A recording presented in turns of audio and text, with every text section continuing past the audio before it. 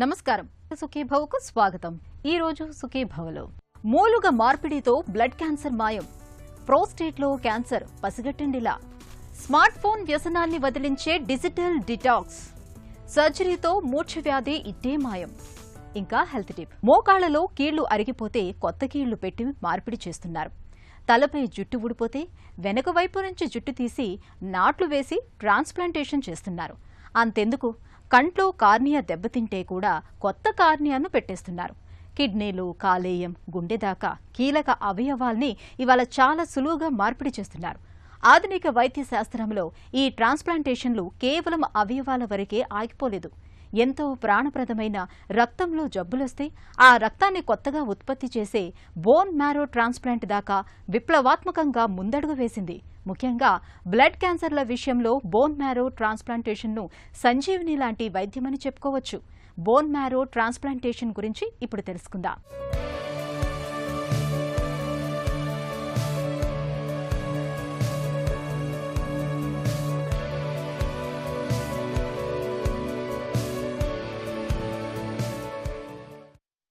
రక్తం మనకు ప్రాణాధారం, మన శరీరానికి జీవ ఇంధనం. మరి ఇంతటి కీలకమైన రక్తం ఎక్కడ తయారవుతుందో తెలుసా? రక్త కణాల ఉత్పత్తికి మూల కేంద్రం మన ఎముకలే. మన ఎముకల్లోని మధ్య భాగం అంటే ఎముక మధ్యలో ఉండే మృదువైన మూల కణాల కణజాల నుంచే రక్త కణాలు పుట్టుకొస్తూ ఉంటాయి. అయితే లుకీమియా వంటి బ్లడ్ క్యాన్సర్ బారిన పడ్డప్పుడు రక్త కణాల ఉత్పత్తి దెబ్బతింటుంది. ఒక్కోసారి రక్త కణాల ఉత్పత్తే ఉండకపోవచ్చు. ఇలాంటి పరిస్థితుల్లో మొత్తంగా ప్రాణమే ప్రమాదంలో పడుతుంది. ఈ విపత్కర పరిస్థితి నుంచి గట్టెక్కించేందుకు, పేషెంట్ల ప్రాణాల్ని నిలబెట్టేందుకు చివరి పరిష్కారంగా ఎముక మధ్యలోని మూల కణాలను చికిత్స కోసం ఉపయోగిస్తారు. ఇందుకోసం రోగి సొంత ఎముక మధ్యను కానీ ఇతరుల నుంచి సేకరించిన బోన్ మ్యారోను కానీ తీసుకుని రోగిలోకి ఎక్కిస్తారు. దీన్ని బోన్ మ్యారో ట్రాన్స్ప్లాంటేషన్ లేదా మూలకణ మార్పిడిగా పరిగణిస్తారు. కంపేర్ టు ఎర్లియర్, ఇంతకుముందుతో పోలిస్తే bone marrow transplantation number of cases transplantation happening in India every year increase అవుతుందండి. ఎందుకంటే మనకి ఇండియాలో across the India there are different good centres. వాటన్నిటిలో ఫెసిలిటీస్ అనేవి బెటర్గా ఉండడం ద్వారా number of cases of transplantation are increasing more and more. ఎందుకంటే అవేర్నెస్ కూడా పెరిగింది, నాట్ ఫిజిషియన్స్కి అవేర్నెస్ కూడా పెరిగింది. ఇంతకుముందు aplastic anaemias, metabolic problems, storage disorders, immunodeficiencies ఇవన్నీ మనకి ఎంత క్యూర్ అయ్యేవి అనేది ఒక క్వశ్చన్ మార్క్ లాగా ఉండింది. బట్ ఇప్పుడు ట్రాన్స్ప్లాంటేషన్ అనే techniques advance, like not only match transplants, half match transplants like హ్యాప్లో identical transplants అంటారు. వీటన్నిటి అవైలబిలిటీ కూడా మనకు ఉండడం ద్వారా మనకి మంచి రిజల్ట్స్ అనేవి, ఈ స్పెక్ట్రమ్ ఆఫ్ ప్రాబ్లమ్స్కి మంచి రిజల్ట్స్ అనేవి చూస్తూ ఉన్నాం. Transplantation facilities are better, supportive care is better, more and more centers are coming forward to do these kind of things. Bone marrow transplantation ఎముక మధ్యలోని మూల కణాలను సేకరించి మార్పిడి చేసే ఈ చికిత్సలో 2 విధానాలు ఉన్నాయి. పేషెంట్ సొంత మూల కణాలనే తిరిగి అదే వ్యక్తికి ఎక్కించటాన్ని ఆటోలోగస్ స్టెమ్ సెల్ ట్రాన్స్ప్లాంటేషన్ అంటారు. సాధారణంగా లింఫోమా క్యాన్సర్లు మళ్లీ తిరగబెట్టినప్పుడు ఇలా సొంత మూల కణాలను ఎక్కిస్తూ ఉంటారు. ఇలాంటప్పుడు ముందుగా కీమోథెరపీ ఇచ్చి తరువాత మూలకణ మార్పిడి చేస్తారు. రెండో రకం బోన్ మ్యారో ట్రాన్స్ప్లాంటేషన్లో దాత నుంచి సేకరించిన మూల కణాల్ని ఎక్కిస్తారు.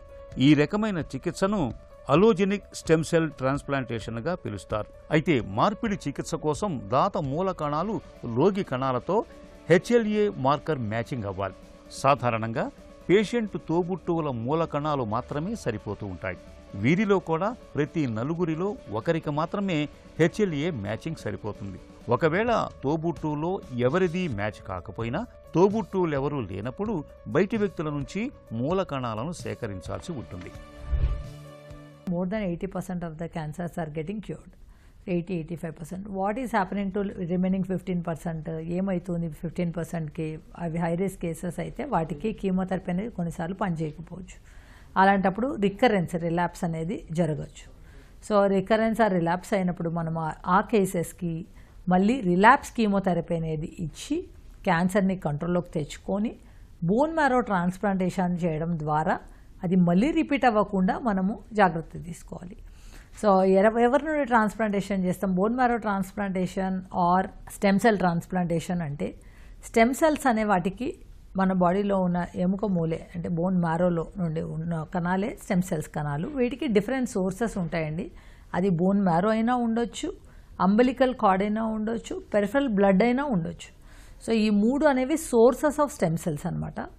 ఈ 3 సోర్సెస్లో ఏదో ఒక సోర్స్ నుండి తీసుకుంటాం. Most commonly used is peripheral blood or bone marrow. Umbilical card ఎక్కువగా యూజ్ చేయరు. అండ్ ఈ 2 సోర్సెస్ నుండి మనం స్టెమ్ సెల్స్ తీసుకోవడం ద్వారా ఈ రిలాప్స్డ్ క్యాన్సర్స్లో మనము డెఫినెట్గా మళ్ళీ రిపీట్ అవ్వకుండా మనం క్యూర్ రేట్ అనేది చేసుకోవాలి. బోన్ మ్యారో ట్రాన్స్ప్లాంటేషన్ చికిత్సలో భాగంగా ముందుగా 4 రోజుల పాటు గ్రాన్యులోసైట్ కాలనీ స్టిమ్యులేటింగ్ ఫ్యాక్టర్ అనే ఇంజెక్షన్ను ఇస్తారు. 5వ రోజున ఎముక మధ్య నుంచి మూల కణాలను సేకరించేందుకు ముందుగా మత్తు ఇస్తారు. ఆ తర్వాత కటివలయ భాగంలోని ఎముక ద్వారా రక్తనాళంలోకి సూదిని పంపించి రక్తాన్ని సేకరిస్తారు. ఈ రక్తంతో పాటుగా స్టెమ్ సెల్స్ వస్తాయి. వీటిని రోగికి ఎక్కిస్తారు. మూలకణ మార్పిడి చేసే ముందుగా కీమోథెరపీ, అవసరమైతే రేడియోథెరపీ కూడా చేస్తారు. కీమోథెరపీ వల్ల క్యాన్సర్ సోకినవే కాకుండా ఆరోగ్యకరమైన రక్త కణాల సంఖ్య కూడా తగ్గుతుంది. ఇప్పుడు కొత్తగా మూల కణాలను ఎక్కిస్తారు. కొత్త మూల కణాలు పనిచేయటం ప్రారంభించడానికి సాధారణంగా 3 నుంచి 4 వారాల సమయం పడుతుంది. అప్పటి వరకు పేషెంట్ను ప్రత్యేక గదిలో ఉంచుతారు. మిగిలిన రక్త కణాలు సరిపడా ఉండవు కాబట్టి ఎర్ర రక్త కణాలు, ప్లేట్లెట్లను కూడా ఎక్కిస్తూ ఉంటారు. అడ్వాన్స్ స్టేజ్లో ఉన్నప్పుడు వాటికి సర్జరీ, కీమోథెరపీ, రేడియేషనే కాకుండా ఆటోలోగస్ స్టెమ్ సెల్ ట్రాన్స్ప్లాంటేషన్ అనేది కూడా చేస్తాం. అంటే హై డోస్ కీమోథెరపీ ఇచ్చి మనకి మళ్ళీ డిసీజ్ రికవర్ అవ్వకుండా followed by autologous stem cells ఇవ్వడం ద్వారా రెస్క్యూ చేస్తాం అనమాట. సో దీని ద్వారా మనం చేసుకునేది ఈ రకంగా చేసుకునేది ఆటోలోగస్ స్టెమ్ సెల్ ట్రాన్స్ప్లాంటేషన్. మన ట్రాన్స్ప్లాంటేషన్ గురించి చూసినట్టయితే 2 రకాలు ఉంటాయండి. Autologous, allogeneic. ఆటోలోగస్ అనేది సాలిడ్ ట్యూమర్స్కి, అడ్వాన్స్ స్టేజ్ సాలిడ్ ట్యూమర్స్కి చేస్తాము. అల్లోజెనిక్ అనేది డిఫరెంట్ ఇండికేషన్స్ ఉంటాయి. అక్యూట్ ల్యూకిమియాస్ అనే వాటికి డెఫినెట్గా అలోజెనిక్ అంటే డిఫరెంట్ డోనార్ నుండి, ఆటో అంటే సేమ్ డోనార్, అలోజెనిక్ అంటే డిఫరెంట్ డోనార్. అలోజెనిక్ ట్రాన్స్ప్లాంటేషన్ అనేది హై రిస్క్ ల్యూకిమియాస్కి చేస్తాము. అది కాకుండా వేరే ఇండికేషన్స్ కూడా ఉంటాయి. క్యాన్సర్స్ కాకుండా other disorders like transfusion dependent anaemias like thalassaemia, bone marrow failure problems like aplastic anaemia or inherited bone marrow failure problems like Fanconi anaemia, immunodeficiency problems, metabolic conditions, ఇలాంటి వాటికి అన్నిటికీ కూడా bone marrow transplantation, storage disorders, వీటన్నిటికీ bone marrow transplantation అనేది good curative option అండి. So ఇంతకుముందు మనకి బోన్ మ్యారో ట్రాన్స్ప్లాంటేషన్ అంటే it's a high end problem, kids will not survive అలాగ అనుకునేవాళ్ళు. ఫస్ట్ ఆఫ్ ఆల్ క్యాన్సర్స్కి అలాగ అనుకునేవాళ్ళు. ఆ తర్వాత హై రిస్క్ క్యాన్సర్స్లో ఓకే ట్రాన్స్ప్లాంటేషన్ చేస్తుంటే క్యూర్ రేట్ ఉండదు అని అనుకునేవాళ్ళు. బట్ ఇప్పుడు కరెంట్ ఉన్న all facilities, oncology services, intensive care services, neurology services, comprehensive care, ఏ సెంటర్లో అయితే ఇలాంటి కాంప్రిహెన్సివ్ కేర్ అనేది ఉంటుందో అలాంటి సెంటర్స్లో మనము ఈ హై ఎండ్ ప్రాబ్లమ్స్ని with advance treatments like transplantation ద్వారా మనం క్యూర్ చేసుకోవచ్చు. బ్లడ్ క్యాన్సర్కి, లింఫోమా, మైలోమా క్యాన్సర్లకు, అప్లాస్టిక్ అనీమియా, థాలసీమియా జబ్బులకు ఎముక మజ్జ మార్పిడిని మేలైన పరిష్కారంగా చెప్పుకోవచ్చు. బోన్ మ్యారో ట్రాన్స్ప్లాంటేషన్తో క్యాన్సర్లు చాలా వరకు నయమవుతాయి. మొండి క్యాన్సర్లను దీర్ఘకాలం పాటు చక్కగా అదుపులో ఉంచవచ్చు. అయితే సొంత తోబుట్టువులు కాకుండా బయటి వ్యక్తుల నుంచి మూల కణాలను సేకరించి బోన్ మ్యారో ట్రాన్స్ప్లాంటేషన్ చేయటం అన్నది కొంచెం రిస్కుతో కూడుకున్న వ్యవహారం. ఇన్ఫెక్షన్ల ముప్పు అధికంగా ఉంటుంది. బయట నుంచి అందించిన కణాలను పేషెంట్ శరీరం తిరస్కరించే అవకాశాలు ఉంటాయి. ఈ తిరస్కరణను నివారించేందుకు వ్యాధి నిరోధకతను అణిచివేసే ఇమ్యూనో సప్రెసెంట్ మందుల్ని అధిక మొత్తంలో ఇవ్వాల్సి ఉంటుంది. వయసు పెరుగుతున్న కొద్దీ మూత్రగండాలు కూడా పెరుగుతూ ఉంటాయి. ముఖ్యంగా మగవాళ్ళకి ప్రోస్టేట్ గ్రంథి పరిమాణం పెరగడంతో తరచూ మూత్రానికి వెళ్లాల్సి వస్తూ ఉంటుంది. అయితే మనసు మూలల్లో ఎక్కడో ప్రోస్టేట్ క్యాన్సర్ గురించిన అనుమానమూ మెదులుతూ ఉంటుంది.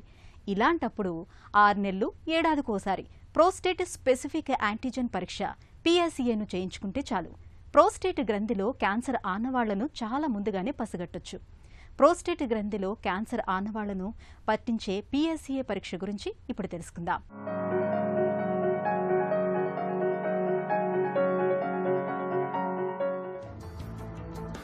ప్రోస్టేట్ క్యాన్సర్ జీవితపు ఆఖరి మజిలీలో పురుషుల పాలిట ప్రాణాంతకంగా పరిణమిస్తూ ఉంటుంది. అయితే కొన్ని అనుమానిత లక్షణాలను గమనించటం ద్వారా ప్రోస్టేట్ క్యాన్సర్ను ముందుగానే పసిగట్టడం పెద్ద కష్టమేమీ కాదు. తరచూ మూత్రానికి వెళ్లాల్సి వస్తున్నప్పుడు, మూత్ర విసర్జనలో మంట, మూత్ర విసర్జనకు చాలాసేపు పట్టటం, రాత్రి వేళల్లో ఎక్కువసార్లు మూత్ర విసర్జనకు లేవాల్సి రావటం, ధార తగ్గటం, మలి వయసులో ఇవన్నీ ప్రోస్టేట్ గ్రంథిలో అనారోగ్యాన్ని పట్టి చెప్పే అనుమానిత లక్షణాలు. ఇలాంటప్పుడు తరచూ ప్రోస్టేట్ స్పెసిఫిక్ యాంటీజెన్ అనే పరీక్షను తరచూ చేయించుకుంటూ ఉండాలి.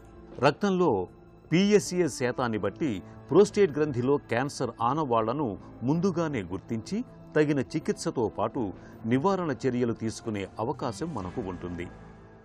మద్యం, సిగరెట్లకు బానిసైనట్లే ఇవాళ మనలో చాలా మంది స్మార్ట్ ఫోన్లు, కంప్యూటర్లు, ల్యాప్టాప్ల వంటి డిజిటల్ పరికరాలకు బాగా అలవాటు పడిపోయారు. తెల్లారి లేచింది మొదలు రాత్రి పడుకునేదాకా ఫోన్లు, కంప్యూటర్లు, ల్యాప్టాప్ల సాయంతో గడుపుతూ వర్చువల్ ప్రపంచంలో జీవిస్తున్నారు. అయితే ఇలా డిజిటల్ పరికరాలకు అతిగా అలవాటు పడటం వల్ల మనలో చాలా మందికి శారీరకంగానే కాదు మానసికంగానూ సమస్యల తాకిడి పెరుగుతోంది. తలనొప్పి, మెడనొప్పి, కండరాల నొప్పులతో పాటు నిద్రలేమి, అశాంతి, కోపం, చిరాకు, కళ్లపై ఒత్తిడి మొదలైనవన్నీ డిజిటల్ పరికరాలను అతిగా వాడటం వల్ల ఎదురవుతున్నవే.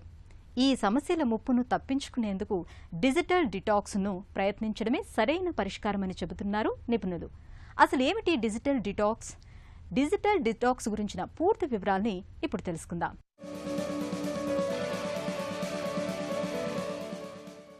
ఇవాళ మనం డిజిటల్ పరికరాలకు బానిసలుగా మారిపోయాం.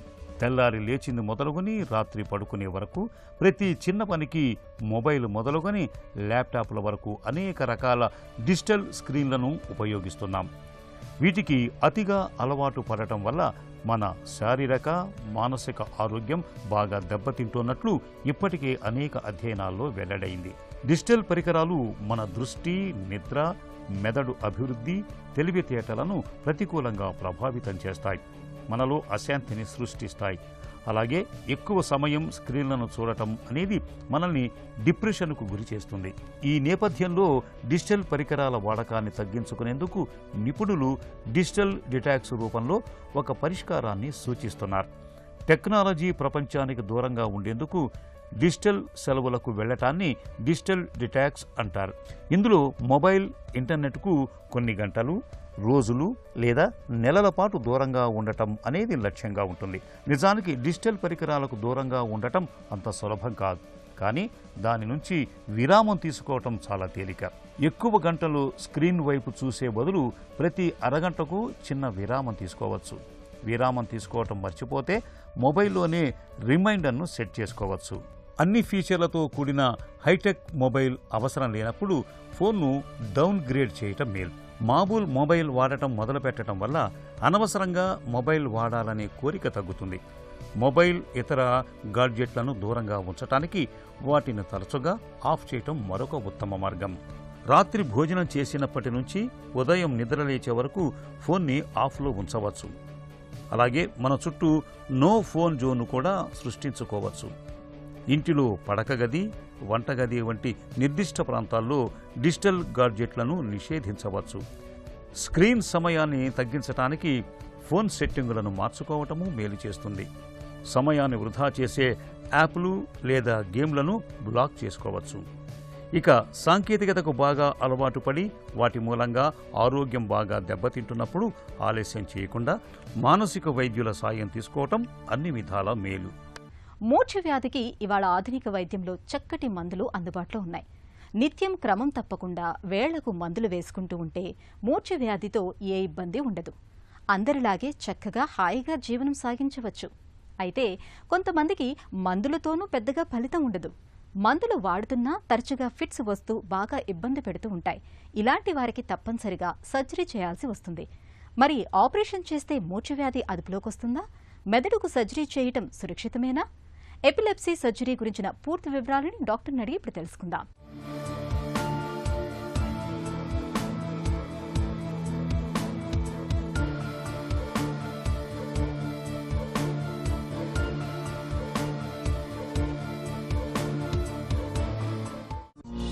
మూర్ఛ వ్యాధికి సర్జరీ ఎప్పుడు చేస్తారు? ఇప్పుడు ఎపిలెప్సీ సర్జరీకి ఒక పేషెంట్ని తీసుకునే ముందు ఫస్ట్ మనం వ్యాధిని కన్ఫర్మ్ చేసుకోవాలి. తర్వాత వ్యాధికి కరెక్ట్ మెడిసిన్స్ వాడుతున్నారా లేదా కన్ఫర్మ్ చేసుకోవాలి. అది కన్ఫర్మ్ చేసిన తర్వాత మనం వీడియో ఈజీ లాంటివి చేస్తాం. ఆ వీడియో ఈజీలో మనం ముఖ్యంగా ఏం తెలుస్తుందంటే అది ఫిట్టేనా కాదా అనేది తెలుస్తుంది. ఏ పక్క నుంచి అది ఫోకల్ ఫిట్టా జనరలైజ్డ్ ఫిట్టా అని తెలుస్తుంది. ఫోకల్ ఫిట్ అయితే ఏ భాగం నుంచి వస్తుంది, అది ఫ్రంటల్ లోబ్ నుంచి వస్తుందా, టెంపరల్ లోబ్ నుంచి వస్తుందా, పెరైటల్ లోబ్ నుంచి వస్తుందా, ఆక్సిపిటల్ లోబ్ నుంచి వస్తుందా అనేది తెలుస్తుంది. ఒకసారి మనకి ఏ ఏరియా నుంచి వస్తుందని తెలిసిన తర్వాత మన స్కాన్ కూడా అది దాన్ని సపోర్ట్ చేస్తుంటే గనక, లేకపోతే ఎంఆర్ఐ స్కాన్ లాంటిది ఏమైనా సపోర్ట్ చేయకపోతే గనక మనకి పెట్ స్కాన్ అని స్పెక్ట్ స్కాన్ అని దాంతో మనం హెల్ప్ తీసుకొని మనకి కన్కార్డెన్స్ అంటారు. అంటే ఈఈజీతో ఎంఆర్ఐ కానీ ఈఈజీ ఎంఆర్ఐ ప్లస్ ఈ న్యూక్లియర్ స్కాన్స్ కనుక మనకి అన్నీ ఒక ఏరియా నుంచి వస్తుందని తెలిస్తే కనుక మనం వీళ్ళకితో కౌన్సిలింగ్ చేసి మనం దీన్ని సర్జరీ అనే ప్రక్రియ ద్వారా వీళ్ళకి మనం ఫిట్స్ కంట్రోల్ చేయగలిగే అవకాశం ఎక్కువగా ఉంటుంది. ఎపిలెప్సీ సర్జరీ ఎలా ఉంటుంది? ముఖ్యంగా మనం ఒకసారి ఒక పేషెంట్ ఎపిలెప్సీ సర్జరీ చేయాలని నిర్ధారణ చేసినప్పుడు మనం ఇన్వెస్టిగేషన్కి గో త్రూ చేస్తాం. అంటే ఈజీ ఓపీడీలో, తర్వాత వీడియో ఈజీ తర్వాత ఈ ఎంఆర్ఐ స్కాను, తర్వాత పెట్ స్కాన్ స్పెక్ట్ స్కాన్ లాంటివి చేసిన తర్వాత ఏ భాగం నుంచి వస్తుందో చూసుకోవాలి. సో ముఖ్యంగా ఈ ఎపిలెప్సీ సర్జరీ ఎవరికి చేస్తారంటే కనుక ఈ మందులతో లొంగని వాళ్ళకి చేస్తారు. అలాగే కొంతమందికి వాస్కులర్ మాల్ఫార్మేషన్స్ అంటే రక్తనాళాలు ఫార్మేషన్ సరిగ్గా అవ్వకుండా వీళ్ళకి ఆ ఏరియా నుంచి ఫిట్స్ కంటిన్యూస్గా వస్తుంటే కనుక వాళ్ళకి సర్జరీ చేస్తాం. అలాగే బ్రెయిన్ ఫార్మేషన్లో కొద్దిగా తేడా ఉంటే దాన్ని కార్టికల్ మాల్ఫార్మేషన్స్ అంటారు. అలాంటి వాటికి కనుక, లేకపోతే ట్యూమర్స్ అంటే ట్యూమర్ గడ్లో వీళ్ళకి ఆపరేషన్ చేస్తే సక్సెస్ రేటు ఎక్కువగా ఉండే అవకాశం ఉంటుంది. అలాగే ఇవి లేని వాళ్ళకి కొంతమందికి మీడియల్ టెంపరల్ లోబ్ స్క్లెరోసిస్ అని ఉంటుంది. అంటే బ్రెయిన్లో ఈ టెంపరల్ లోబ్లో ఈ భాగంలో టెంపరల్ భాగంలో ఒక్కొక్కసారి వాళ్ళకి కొన్ని అంటే ఆ ఏరియా కొద్దిగా ఎఫెక్ట్ అవ్వటం వలన ఫిట్స్ మందులతో కంట్రోల్ కాకుండా వస్తుంది. సో వీళ్ళకి సర్జరీ సక్సెస్ రేట్ కూడా ఎక్కువగా ఉండే అవకాశం ఉంటుందన్నమాట. మెదడులో కొంత భాగాన్ని తొలగించడం వల్ల సమస్యలు ఏమైనా ఎదురవుతాయా? మెదడులో ఉన్న మన ఏరియాని కొంత భాగాన్ని తొలగించాల్సి వచ్చినప్పుడు మనం ఎప్పుడు లాభ నష్టాలు బేరీజ్ వేసుకోవాలి. మనం ఎప్పుడు కూడా పేషెంట్కి న్యూరోసైకలాజికల్ అసెస్మెంట్ అని ముందు అసెస్మెంట్ చేస్తాం. ఈ న్యూరోసైకలాజికల్ అసెస్మెంట్లో వాళ్ళకి సైకాట్రీ ప్రాబ్లమ్స్ ఉన్నాయా, అలాగే వాళ్ళకి విజువల్ మెమరీ అని వెర్బల్ మెమరీ అని ఇవన్నీ ఎక్కడున్నాయి అనేది కూడా చూసుకొని ఆ ఏరియాస్ ఆల్రెడీ ఎఫెక్ట్ అయితే సర్జరీ చేస్తే వాళ్ళకి కొత్తగా వచ్చే నష్టం లేదు.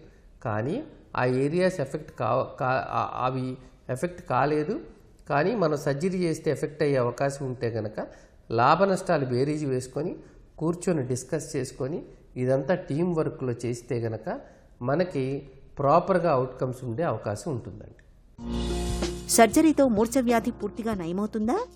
రిఫ్రాక్టరీ ఎపిలెప్సీ అంటే మందులతో కంట్రోల్ కాని వాళ్ళలో మనం వర్కప్ చేసి కేస్ సెలక్షన్ జాగ్రత్తగా చేసుకొని మనం వైద్యం అంటే ఈ సర్జరీకి సెలెక్ట్ చేసుకుంటే కనుక ఎక్కువ శాతం మందికి ఈ ఫిట్స్ కంట్రోల్ ఉండే అవకాశం ఉంటుంది.